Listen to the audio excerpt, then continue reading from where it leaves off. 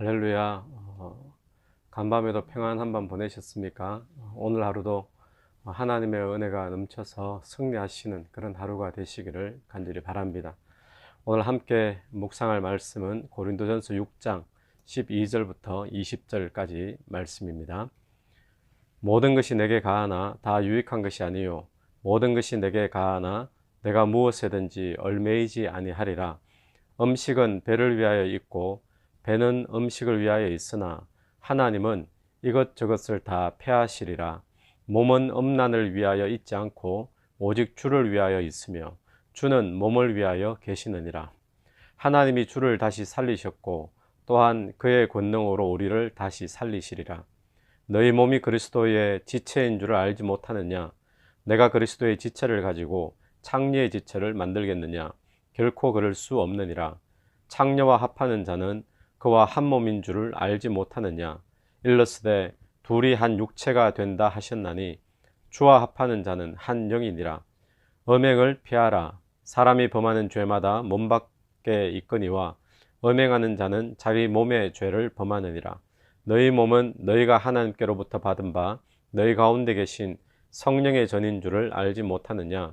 너희는 너희 자신의 것이 아니라 값으로 산 것이 되었으니 그런즉 너희 몸으로 하나님께 영광을 돌리라. 아멘. 오늘 이 본문에서는 바울이 고린도 교회의 문제들 가운데 오늘은 네 번째 문제를 다루고 있습니다. 첫 번째 문제는 무엇이었습니까? 분열이죠. 분열과 분쟁. 나는 누구파 나왔던 거. 두 번째 문제는 무엇이었습니까?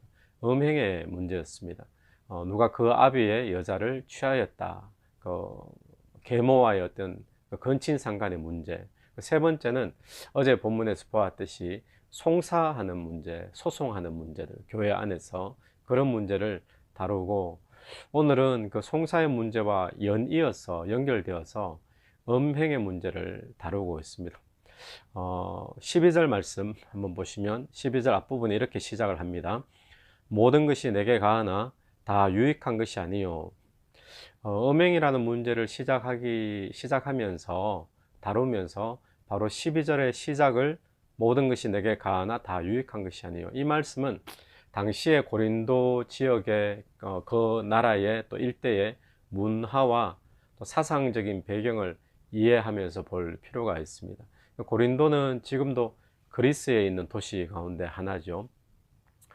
그때 당시도 마찬가지죠. 그러다 보니까 헬레니즘의 영향을 받게 되어지고 또 헬라 사상이 지배하는 그런 문화 속에 있게 됩니다. 근데 헬라 사상의 중심되는 한 가지의 사상은 이원론적 사상이 헬라 사상의 아주 기준이 되고 이제 중심이 되는 그런 사상인데, 이 이원론적 사상은 어떤 사상인가 하면 이런 것입니다. 육체적인 것, 또 물질적인 것, 이런 것들은 천한 것이고 악한 것이다, 의미가 없는 것이다, 그렇게 여기고요. 반면에 사람의 생각이나 사상이나 정신이나 또 영적인 것, 이런 부분들은 귀한 것이고 선한 것이고 가치가 있는 것이다라고 생각하는 이 사상이 이원론적인 그런 사상입니다. 이 플라톤 사상에서 기반한 그런 사상이죠. 그렇기 때문에 이때 당시의 사람들은 영에 속한 것이 아닌 어떤 육에 속한 문제는 중요한 것이 아닌 걸로 생각합니다. 육에 속한 문제는 별 의미가 없는 것으로 생각하기 때문에, 그리고 결국 육은 다 소멸될 것들이기 때문에 육에 속해 있는 문제들은 그냥 뭐든지 다 할 수 있다라고 생각하는 거예요. 육에 속한 문제는 뭐 별로 의미가 없으니까 정욕대로 살도록 내버려둬도 괜찮다라고 사람들이 생각을 하게 되는 것이 이 이원론적 사상의 이제 문제점 가운데 한 가지인데, 그런데 문제는 무엇인가 하면 이런 사상과 비슷한 오해할 수 있는 그런 주제가 기독교 안에 있는 거죠. 그것은 무엇인가 하면 복음만에서 자유하는 겁니다. 여러분, 우리가 예수 그리스도를 믿음으로 더 이상 율법에 얽매이지 않고 복음 안에 자유함을 얻은 줄로 믿습니다. 그러니까 율법의 정죄함이 우리를 가둬놓지 못하는 거죠. 예수 그리스도가 그 율법의 요구를 다 이루어 주셨던 거잖아요. 우리가 구원받은 것은 율법을 지킴으로써 구원받은 것이 아니라 예수 그리스도가 다 이루어 놓으신 그 대속의 은혜를 우리가 믿음으로 구원을 얻게 된 줄로 믿습니다. 이것이 기독교의 우리의 신앙의 핵심이죠. 그래서 예수 그리스도가 율법의 요구를 다 만족시키셔서, 그래서 더 이상 율법은 우리에게 정죄할 수가 없죠. 또 율법은 우리에게 우리를 잡아둘 수가 없는 거죠. 그래서 우리는 율법을 넘어서서 율법으로부터 자유함을 얻게 되었습니다. 그렇기 때문에 예수 믿는 사람은 더 이상 율법에 얽매이지 않고 율법으로 자유하니까, 쉽게 예를 들면 바울이 말했던 것처럼 먹는 음식에도 더 이상 얽매이지 아니하고 아무 음식이나 다 자유하면서 먹을 수가 있는 거죠. 바울이 그런 말을 했잖아요. 자기는 우상의 제물에 쓰였던 그런 고기를 먹을 수 있는 그런 자유함이 있다, 그런 믿음이 있다. 근데 하지만 만약에 바울이 그것을 먹는다고 누가 시험 드는 사람이 있으면 자기는 먹지 않겠다, 이제 그런 표현을 했죠. 이 바울 본인은 그 음식이 우상의 제물로 쓰였던 음식이든 뭐 어디에 쓰였던 음식이든 상관없이 다 먹을 수 있는 자유함이 있고 믿음이 있지만, 시험 드는 사람이 있으면 안 먹겠다. 바울은 복음 안에 자유함이 있었던 거예요. 자유함이 있으니까 율법에서 어떤 음식은 먹어라, 어떤 음식은 먹지 마라, 또 어떤 사람들은 우상에게 제물 드렸던 것을 어떻게 예수를 믿는 사람이 먹을 수 있느냐, 먹으면 안 된다, 이렇게 말하지만 그런 것들은, 음식 같은 것들은 아무 의미가 없는 것이다. 복음 안에서, 율법에서 우리는 자유한다, 이제 자유함을 이야기하고 있는 거죠. 그런데 이 복음 안에서 자유함을, 또 율법으로부터의 자유함을 내 마음대로 죄짓고 살아야 된다라는 그런 뜻은 또 아닌 것이죠. 그래서 이 자유를 죄를 짓는 기회로 삼아서는 안 된다라는 것입니다. 그런데 이 고린도 교인들 가운데서 어떤 사람들이 그 자유함을 가지고 무엇을 하는가 하면 엄란을 행했다라는 것이죠. 그래서 어제 본문을 보면 연결되는 본문이라고 생각되어지는데, 교회 안에 어제는 송사의 문제를 다루었지 않습니까? 그 문제를 다루면서 어제 본문 마지막 부분에 가니까 하나님의 나라를 유업으로 받지 못하는 불의를 행하는 자들이라고 이야기하면서 죄에 대한 몇 가지 죄의 이름들을 거론을 하고 있죠. 근데 거기에 보면 앞부분에 음행하는 자, 우상 숭배하는 자, 또 간음하는 자, 탐색하는 자, 남색하는 자. 이 이야기는 전부 다 무엇과 연결되는 걸까요? 음행하는 자, 근데 그 다음 보니까 우상 숭배하는 자가 나왔어요. 여기서 우상 숭배하는 것은 음행과 관련 없는 것이 아니라, 이 당시 고린도 도시 안에 미의 여신인 아프로디테의 신전이 고린도 도시 언덕 위에 세워져 있었던 것으로 유명합니다. 그리고 그 신전에는 합법적으로 1000명의 창녀들이 고용이 되어져서 그 신전에서 제사 의식을 치를 때 그런 부도덕적인 그런 음란을 행하는 그런 것이 역사서에 기록이 되어 있죠. 그러니까 우상 숭배하는 자, 이것도 무엇과 포함되는가 하면, 이거는 창녀와의 어떤 그런 결합을 이야기하는 거예요. 그런 음란을 이야기하는 거죠. 그러니까 어제 본문 속에서 하나님의 나라를 유업으로 받지 못하는 그런 불의를 행하는 자들이라고 말하는, 그들의 행하는 행위들을 열거하면서 음행을 이야기했고, 우상 숭배, 간음, 탐색, 남색, 이렇게 이 전부 다 음란과 다 연결되는 거죠. 간음이라고 하는 것은 이렇게도 볼 수 있을 것입니다. 이미 결혼한 기혼자가 혼외 정사를 하는 그런 간음, 또 탐색, 이것은 결혼하지 않은 자들의 경우에 또 색을 탐하는 그런 부분들, 또 남색, 이것은 아마 동성연애를 오늘날 말하는 것으로 볼 수 있겠죠. 이런 음란한 것들을 쭉 이야기를 했는데, 이런 음란한 것들이 아마도 어제 본문에 송사의 문제하고 연결이 되어 있었던 것 같아요. 그래서 바울은 그 문제를 다루고 있었는데, 오늘 이 음란의 문제는 또 5장에 가니까 우리가 이미 보았듯이 거기에서도 음행의 문제를 한번 다뤘죠. 그때는 근친상간의 문제를 다루었다면, 오늘 이 본문에서 나오는 엄란은 근친상간의 문제를 벗어나서 교회 안에 일반적으로 행하는 그런 간음의 문제, 또 탐색의 문제, 남색의 문제, 우상 숭배와 연결된 그런 엄란의 문제들, 이런 것들이 지금 교회 안에 있는 것을 이야기를 하고 있는 것입니다. 우리 13절 또 한번 보시면, 13절에 음식은 배를 위하여 있고 배는 음식을 위하여 있으나, 음식은 배를 위하여 있고 또 배는 음식을 위하여 있다, 이 말은 당시 헬라 사회에 유행하고 있던 말 중에 하나였다고 합니다. 마치 이런 그 표현이 뭐 적절한 어떤 예의 표현이 될지도 모르겠는데, 우리가 그냥 풀 뜯는 소를 보면 소고기를 생각할 수 있잖아요. 그런 생각을 하면서 소를 보면서 저 소는 다 내게 먹이가 되기 위해서 지금 존재하고 있다. 그리고 내 배는 저런 것들을 다 먹어주려고 내 배는 존재하고 있다. 식탐에 대한 어떤 합리화를 시키는 거죠.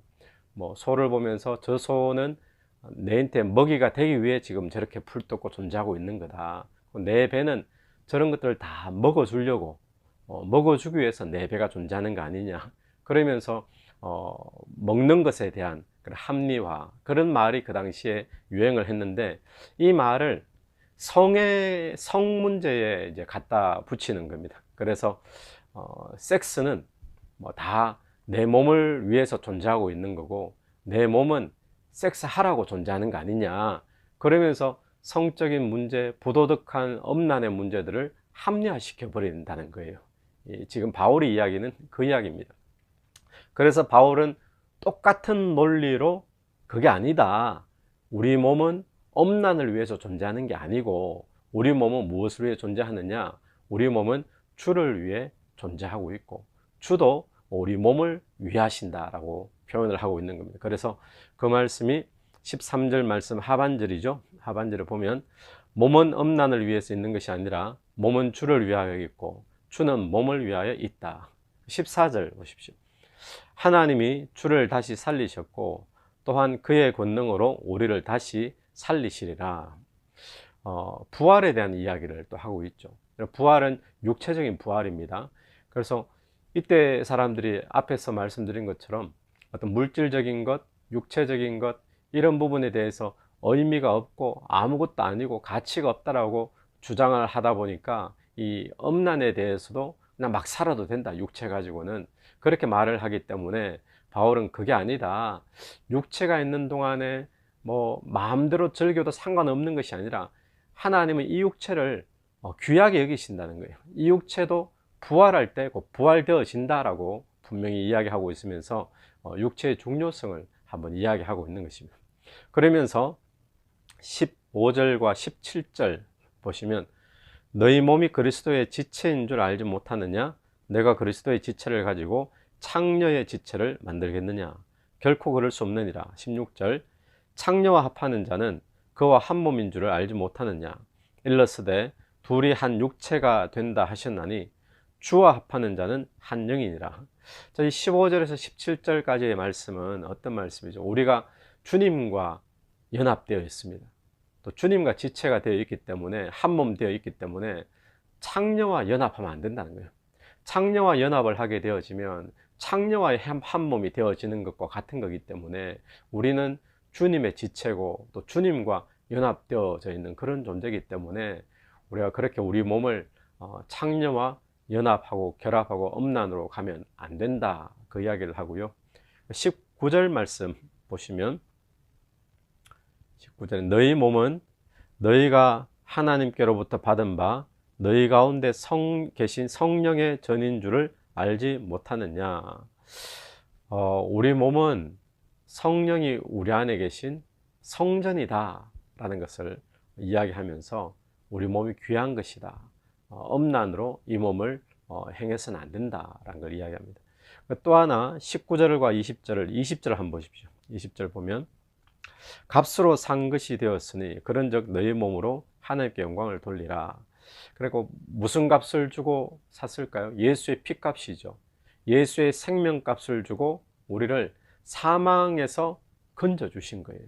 피값을 주고 생명값을 주고. 그렇기 때문에 예수의 생명값을 주고 하나님 우리를 사망에서 건지셔서 사셨습니다. 그러니까 이 몸은 더 이상 내 것이 아니라 하나님의 것이다 라는 것을 말하고 있고요. 또 마지막 20절에 보니까 값으로 산 것이 되었으니 그런즉 너희 몸으로 하나님께 영광을 돌리라. 그럼 어떻게 살 것이냐? 하나님께 영광 돌리는 삶을 살아라 라고 이야기를 하고 있습니다. 오늘 이 본문에서는 우리가 생각해야 될 것 간추리면 이런 거죠. 이때 당시에 문화적인 배경 속에 이원론적 사상을 가지고 또 육체적인 것, 또 물질적인 것은 의미가 없고 가치 없고, 그래서 아무렇게나 살아도 상관없다, 결국 소멸될 것이기 때문에 영적인 것만 추구하면 된다, 이렇게 이제 오해를 하면서 그것이 복음 안에서도 그런 오해를 불러일으켰던 것 같아요. 복음 안에서 자유함, 율법으로부터 자유함을 가지고 모든 것이 나는 가하다 그러면서 함부로 막 살다 보니까 그 모습이 엄란의 모습으로 나타났던 것이죠. 특별히 고린도 교회는 아프로디테의 신전 때문에 더 엄란한 그런 도시였는데, 그 세속의 문화가 그냥 그대로 교회 안에 다 들어왔던 겁니다. 거기에 대해서 바울이 지금 반박을 하면서 권면을 하는 내용이 뭔가 하면, 주된 내용이 우리는 주님과 한 몸 된 존재다. 그 창녀와 한 몸이 되어서는 안 된다는 거. 두 번째는 우리 몸은 성령이 거하시는 성전이다라는 거. 세 번째는 무엇입니까? 세 번째는 예수의 피값을 주고 샀기 때문에 우리는 더 이상 내 것이 아니라 하나님의 것이다. 하나님과 한 몸이라는 것, 그리고 성령이 계시는 성전이라는 것, 그리고 피값 주고 사신 거기 때문에 내 것이 아니라 내 몸은 주님의 것이라는 거예요. 그래서 어떻게 살 것이냐? 하나님 앞에 영광 돌리는 몸으로 살아야 된다라고 바울은 이야기합니다. 자, 그래서 오늘 그래서 로마서 6장 13절에 보면 이런 말씀이 있죠. 너희 지체를 불의의 병기로 죄에 들이지 말고 오직 너희 자신을 죽은 자 가운데서 다시 산 자같이 하나님께 드리며 너희 지체를 의의 병기로 하나님께 드리라. 그러니까 우리 몸을 불의의 병기로 드리지 말고 우리 몸을 하나님의 의의 병기로 드려라. 내 것이 아니고 하나님 거기 때문에, 또 성령의 전이기 때문에, 또 예수 그리스도 한 몸이기 때문에. 오늘 우리가 묵상할 포인트를 몇 가지 한번 뽑아봤는데, 나는 복음 안에서 자유함이 있는데 이 자유함을 죄를 짓는 기회로 혹시 사용하고 있지는 않은가, 오늘 한번 묵상하시면 좋을 것 같습니다. 또 한 가지는 나는 이미 주님과 연합되어 한 몸이 되었는데 혹시 또 불의와 연합하고 있는 모습은 내게 없는가 돌아보시고, 또 내 몸은 성령이 내 안에 계신 성전인데 내 몸을 성전답게 사용하고 성전답게 보존하려면 내가 무엇을 해야 될까, 또 무엇을 하지 말아야 될 것인가. 또 마지막 네 번째는 내 몸이 내 것이 아닌 주의 것이며 주를 위한 것이라면 이 몸으로 어떻게 주께 영광 돌릴 수 있을 것인가. 그렇게 오늘 한번 묵상하시고 또 오늘 하루를 이 말씀으로 적용하시는 그런 하루가 되기를 간절히 바랍니다. 오늘 하루도 저와 여러분의 몸을 하나님이 기뻐하시는 영광 돌리는 그런 도구로 사용할 수 있는 은혜가 있게 되기를 축원합니다. 기도드리겠습니다. 하나님 은혜를 감사합니다. 하나님 복음 안에서 자유함을 주심을 감사드리고, 또 우리에게 예수 그리스도와 한 몸 되게 하시고, 또 성령이 우리 안에 들어오신 성전이 되게 하시고, 또 예수의 피값을 주고 사셔서 하나님의 것으로 만들어 주심을 감사를 드립니다.